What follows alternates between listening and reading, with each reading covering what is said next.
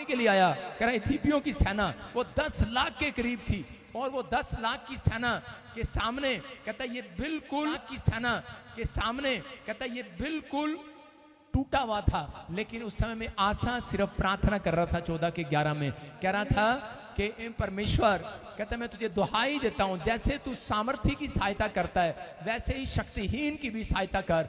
हे परमेश्वर हमारी सहायता कर, क्योंकि हमारा भरोसा तुझी पर है।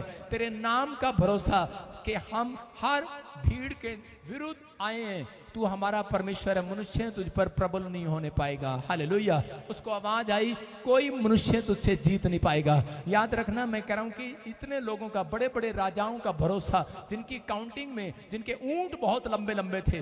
गिदोन जब लड़ने के लिए जा रहा था तो उसके दुश्मन के ऊंट इतने थे कि वो ऊंट ही नहीं गिन पाया। कहता कि सैनिक तो कहां गिनता। हो सकता है आज आपका दुश्मन आपसे बड़ा हो सकता है आपकी बीमारी, आपका कर्जा बड़ा हो। आप गिन रहे हो मेरे पर 14 करोड़ का कर्जा है, आप गिन रहे हो 10 लाख का कर्जा है, 1 लाख का कर्जा है। लेकिन अगर आपके घुटने प्रार्थना में टिके और आपने इस तरीके से प्रार्थना की कि परमेश्वर तू हमारी ओर है, तू अगर बड़े बलवानों की मदद करता है, अमीरों की मदद करता है, निर्बलों की भी मदद करता है। अगर पापियों को कहता है कि सच में तू तुच्छ जानता है, तो पापी अगर पश्चाताप करे तो उसकी मदद भी तू करता है। तू महान परमेश्वर है, तू सामर्थी परमेश्वर है। उसकी तारीफ करना स्टार्ट करो, परमेश्वर पर भरोसा रखो। आज रात मैं कह रहा हूं कि काउंटिंग खत्म हो जाएगी वो यीशु मसीह के नाम में।